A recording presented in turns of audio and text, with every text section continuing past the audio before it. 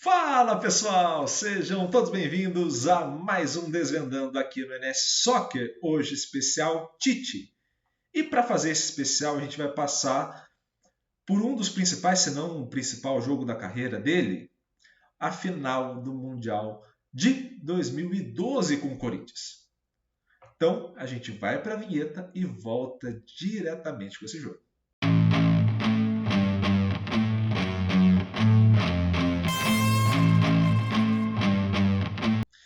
Pessoal, é sempre importante começar organizando as ideias.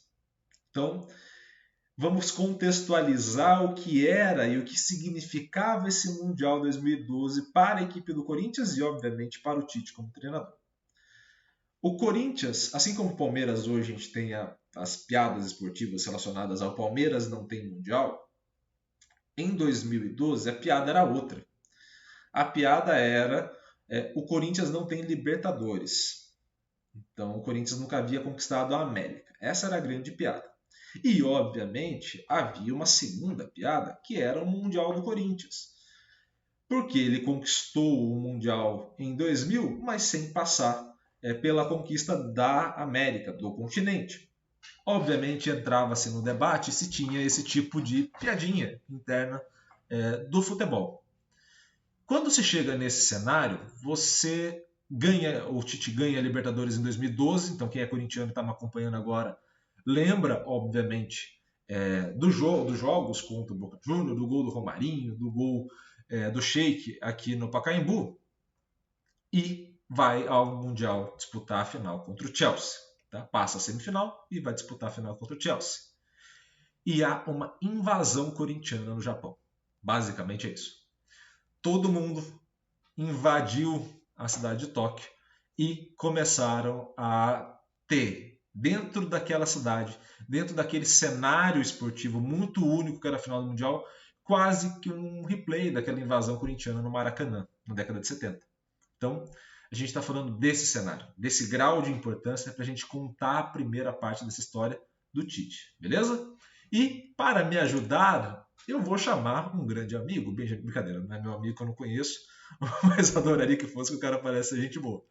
Mas chamar o Benjamin Bach para contar como foi este Mundial do Corinthians e como foi aquele ambiente pré-jogo no Japão.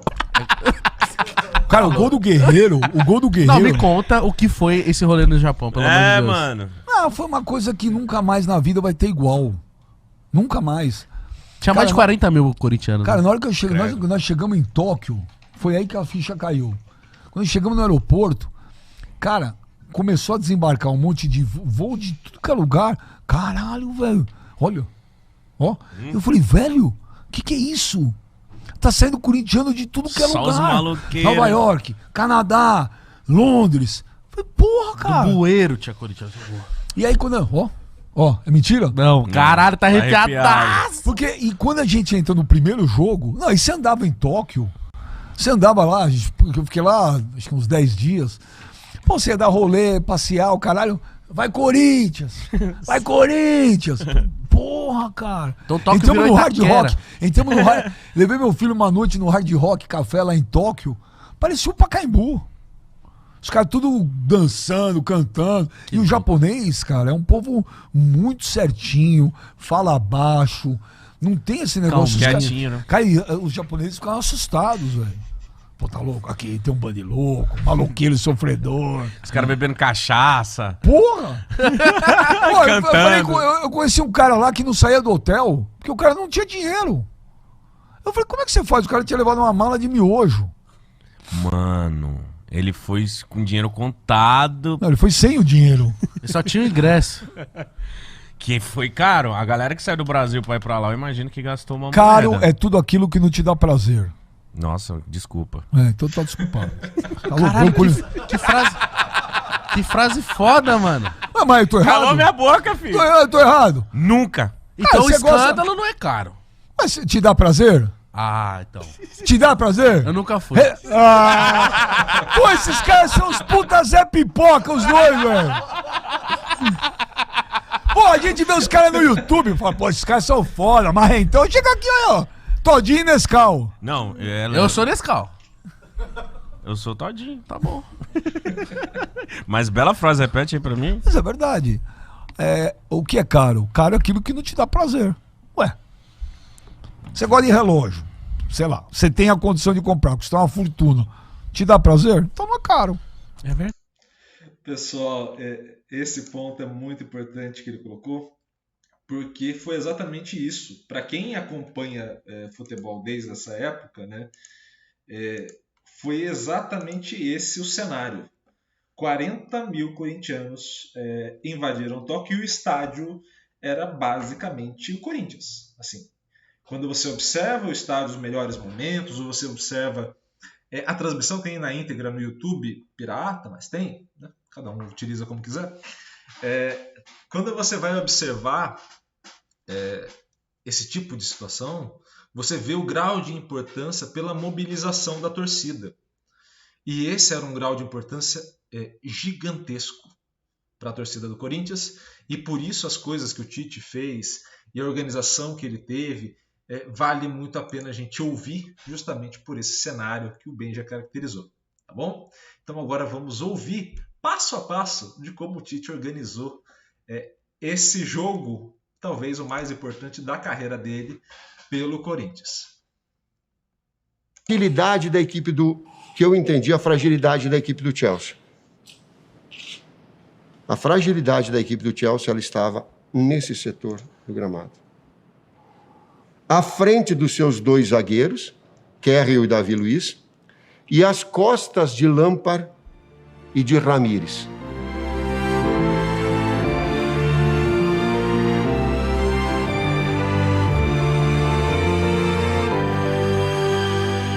Agora é a análise de Corinthians 1, Chelsea 0, final do Mundial 2012 no Japão.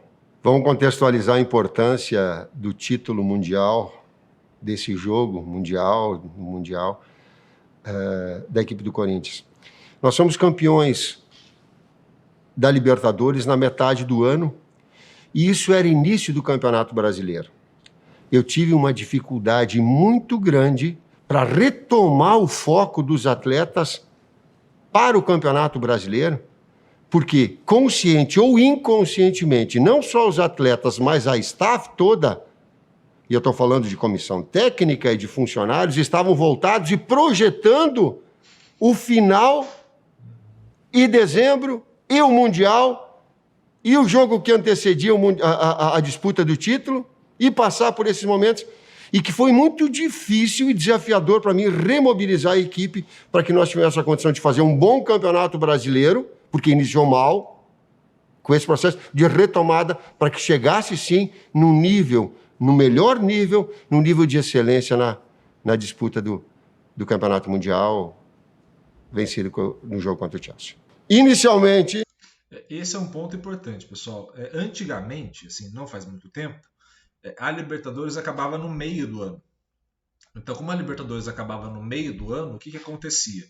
Você tinha que ter um pico de performance na metade do ano, para quem disputava a Libertadores, que era ali junto com o final dos campeonatos estaduais, início do Brasileirão, e o jogo, obviamente, as equipes abdicavam desse início do Brasileiro, ali as primeiras 5, 7, 10 partidas iniciais ali do Brasileiro, para focar na Libertadores, e depois você tinha uma preparação, basicamente ali de julho, agosto, até dezembro, voltada ao Mundial. Então você tinha novamente uma queda de atenção dos jogadores e da comissão, como o Tite acabou de explicar, e em dezembro você tinha que retomar isso para poder jogar o Mundial. Quem vai se lembrar, São Paulo, Inter, Corinthians, estou pegando de perto ali da sequência ali, entre 2005 e 2012 ali, que foi um período que teve muito brasileiro, Santos, são equipes que tiveram um brasileiro um pouco mais fraco, né? Até o Corinthians teve um brasileiro um pouco melhor, mas, por exemplo, o São Paulo, uma época, chegou a brigar pelo rebaixamento, né? Para não cair. Então, assim, são momentos da equipe que você vai tentando entender quais são os picos de performance que ele precisa dar e também qual é o pico de atenção que aqueles atletas conseguem ofertar ao longo do calendário. Como hoje mudou, colocamos em dezembro, basicamente novembro ali, a Libertadores, né, a final da Libertadores, as equipes como Palmeiras e Flamengo, e obviamente estou tirando aqui do contexto da pandemia, né, especificamente, mas você chega já num pico da Libertadores para disputar o Mundial. Então, assim, essa diferença de tempo não precisa. O que provocou no futebol brasileiro? Elencos mais robustos, ter um elenco mais completo, justamente para você aguentar o calendário ao longo do ano todo. Cássio, Alessandro, Chicão, Paulo André, Fábio Santos, Ralf, Paulinho, Jorge Henrique, Danilo, Emerson, Guerreiro. Inicialmente um 4-2-3-1, com a variação que acabou se confirmando, depois eu passo para vocês o porquê, passou-se a um 4-4-2, com Danilo sendo um articulador pelo lado esquerdo e o Emerson centralizando para fazer dupla de Guerreiro, com Guerreiro. Do 4-2-3-1, ele passou para o 4-4-2.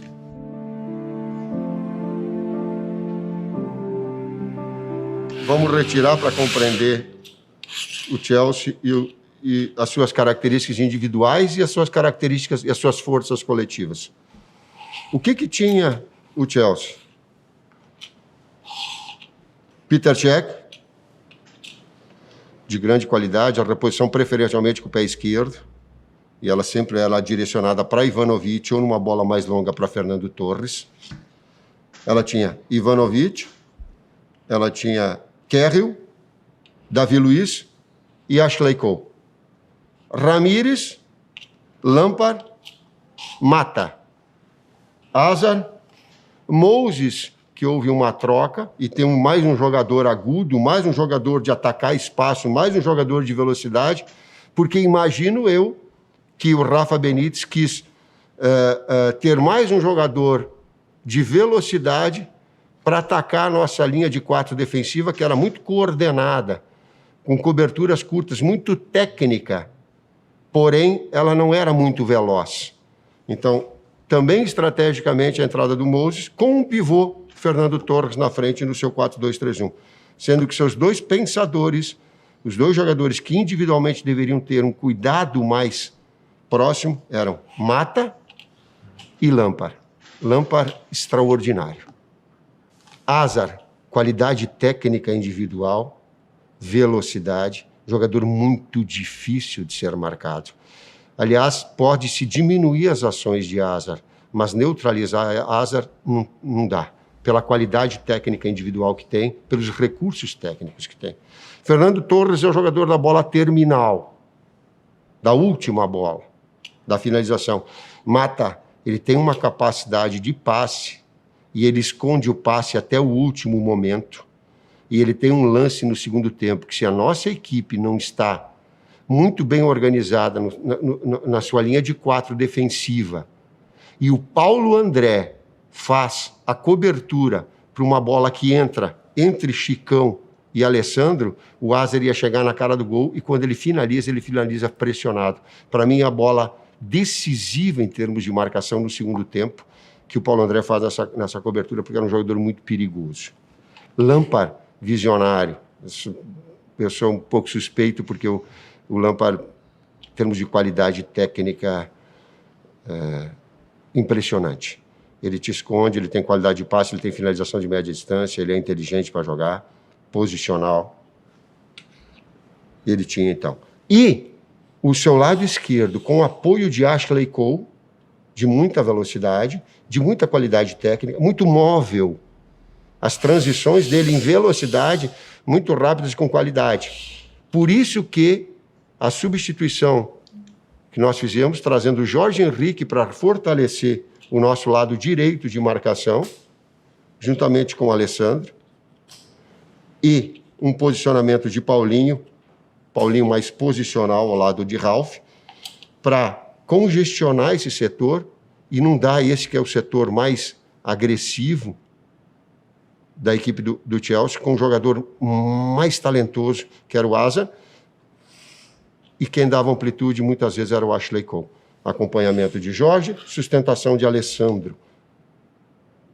Essa foi, cuidados em termos defensivos desses dois jogadores. E aí perceba uma questão que é muito importante, não só para o Tite nesse momento, mas também é muito importante para a gente compreender o jogo. A capacidade de leitura, não só do Tite, mas da comissão dele inteira, acerca de cada um dos aspectos do Chelsea.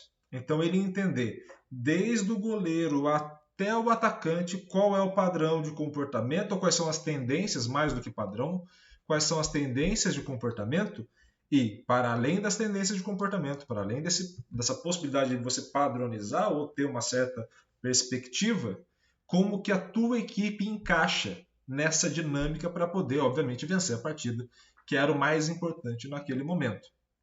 Então, é importante ter esse entendimento inicial, mas não só isso. Não só o entendimento inicial, a capacidade do entendimento e da mudança de formação, da adequação de acordo com a visão que você passa a ter ao longo do jogo. Primeiro, deixa eu fazer uma observação aí nessa montagem. O porquê que ele saiu de um 4-2-3-1 para um 4-4-2. Nós imaginamos dessa forma, tendo Danilo central, Emerson do lado esquerdo, Jorge Henrique do lado direito e Guerreiro com dupla de meio-campistas. O que fazia na iniciação a equipe do Chelsea?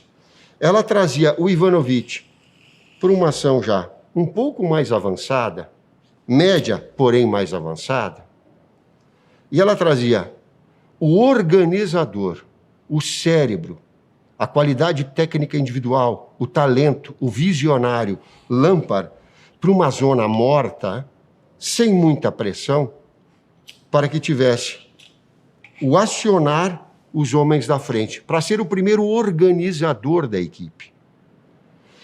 Quando foi feito e tido essa situação, e o Ivanovic trazia muito o Emerson para uma faixa mais atrasada, quando nós retomávamos a posse de bola, vocês podem ver, aí toma a posse de bola nós, eu tenho o Danilo dentro, eu tenho Guerreiro dentro, eu tenho o Jorge Henrique, mas eu tenho o Emerson, que é um segundo atacante, numa faixa de terreno muito atrasada. O Corinthians perdia ofensividade, agressividade, contundência.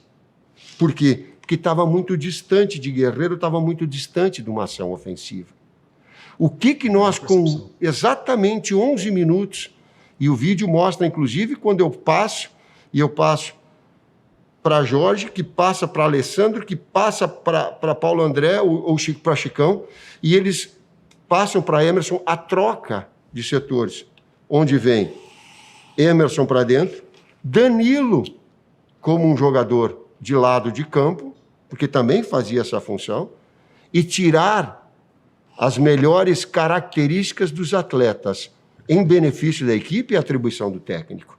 Não porque ser melhor, não por ser invencionista, mas por ter percepção de que o Danilo é um articulador. Então, ele possa fazer a articulação e acompanhamento inicial de Ivanovic. E que o Emerson, por dentro, estaria mais próximo de Guerreiro para fazer e ter mais agressividade. Por isso dessa troca, por isso desse detalhe. E aí, pessoal, você tem uma outra questão que também é muito importante, que o Tite não fala aí nesse primeiro momento, mas é necessário entender. Quando a gente observa a equipe do Corinthians, e ele falou isso na primeira parte do vídeo, quando você tinha aquela quebra de bola do Chelsea com o Peter Cech, você tinha essa possibilidade de jogar essa bola no Fernando Torres, lá na frente, ou de quebrar essa bola no Ivanovic pela direita. Quando você coloca o Danilo é melhor em bola aérea do que o Emerson Sheik. Então você, além disso, você consegue ter um melhor duelo aéreo entre o Danilo e o Ivanovic, e para além desse ponto, aquela zona que é morta, ela passa a ser ocupada por dois jogadores. Então você passa a ter um confronto direto entre os dois atacantes e os dois volantes, /meia centrais ali, da equipe do Chelsea, que é o Ramires e o Lampard.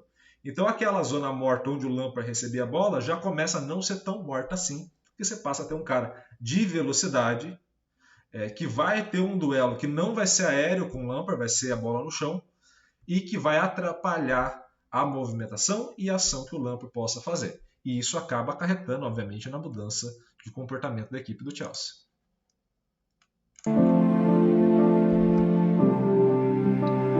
Qual era a fragilidade da equipe que eu entendi a fragilidade da equipe do Chelsea?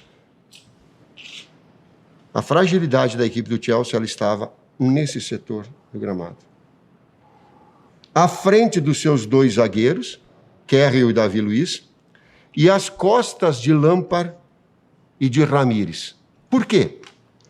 Essa faixa central, o Lampard é um jogador mais posicional, mas não é um grande marcador. Perfeito. Ele não é um jogador do embate, da antecipação. Ramires também não é posicional. O Ramires, ele é um jogador de mobilidade, condutor, mas não é posicional. O que é posicional para entender? Ralf é posicional. Casemiro é posicional. Davi Luiz, que havia jogado no jogo anterior de volante, é posicional. E o Chelsea não tinha esse jogador posicional para fechar e preencher esse espaço central. Então, essa faixa de terreno, esse sim era o ponto vulnerável. E esse era o setor onde nós iríamos atacar a equipe do Chelsea. Não é pelo lado, era por dentro. Por quê? Porque por dentro nós iríamos ter a condição de, entrando esse passe, nessa que é uma dificuldade posicional desses dois jogadores, para Guerreiro, para Emerson, para depois uma infiltração que viesse de trás de Paulinho, para uma flutuação que ela é de Danilo, para o Jorge que vinha de fora, para uma infiltração de lado ou por dentro. Um apoio de um lateral ou outro, conforme o lado da bola pudesse nos dar essa ação ofensiva e esse explorar essa zona vulnerável da equipe do Chelsea. Há um grande momento nosso em que nós retomamos uma posse de bola, ela entra no Guerreiro, o Guerreiro ganha um embate individual, gira e faz um passe fura-linha, que eu chamo, entre os zagueiros, numa infiltração curta do Emerson, e o Emerson, uma grande oportunidade, finaliza para fora. Teve um outro momento de explorar essas situações também, que uma bola entra no Guerreiro, no embate individual, no pivô, porque essa é a grande característica dele. Ele tem o contato físico, ele sustenta a marcação, ele gira em cima da marcação, dentro da grande área, e bate cruzado. No que ele bate cruzado, essa bola sai da linha do gol e ele pega Emerson entrando do outro lado, e o Emerson finaliza no pé da trave, para fora. 2 chances claras da equipe. E pessoal, só para a gente fazer um recorte histórico aqui, que é importante, eu estava até olhando um pouco para baixo aqui, justamente por conta disso. Na final da Champions, quando o Chelsea joga contra o Bayern de Munique, né, que é a final que classifica o Chelsea para esse confronto contra o Corinthians, né, semifinal e depois confronto contra o Corinthians, o Chelsea joga com o Mikel, Lampard e Mata. O que isso quer dizer? Que dentro da característica que foi pensada pelo Di Matteo, que era o técnico na época, houve uma mudança de treinador, Di Matteo e depois veio o Rafa Benítez, né, para o Mundial, houve uma mudança de perspectiva também da equipe. Então, o Mikel era esse cara que ocupava essa faixa de campo que o Tite mostrou. Quando você troca o Mikel pelo Ramires, você aumenta a qualidade técnica ali, você aumenta a capacidade de relação com a bola de cada um dos jogadores. Você aumenta a possibilidade de comunicação na ação mais bem estruturada pelo passe, até porque você dá uma profundidade um pouco maior para o Ramires, uma característica muito boa de estruturação de espaço feita pelo Lampard, você faz tudo isso. Mas no momento da defesa, você não tem este cara de recuperação da posse. Você passa a ter uma outra relação com a bola no momento de defesa, que é esse cara de contenção que ele falou, e principalmente você passa a ter uma outra estruturação de espaço, você passa a ter uma zona inteira entre essa linha do meia central e dos zagueiros que ninguém vai cobrir, nem descer, e isso atrapalha bastante. Tá curioso para ver como acaba essa perspectiva do Tite? Tá curioso para entender como foi a final do Mundial com mais detalhes, agora que a gente já entendeu qual que era o cenário e qual que eram as características de uma das equipes? Amanhã tem mais um vídeo para completar essa história, beleza? Então, pessoal, like no vídeo, também comentário aqui embaixo se você gostou ou não gostou desse vídeo, Para além disso, se inscreva no canal, ative o sininho para receber todas as notificações e muito obrigado por ter me acompanhado até esse momento, beleza? Um grande abraço a todos e valeu!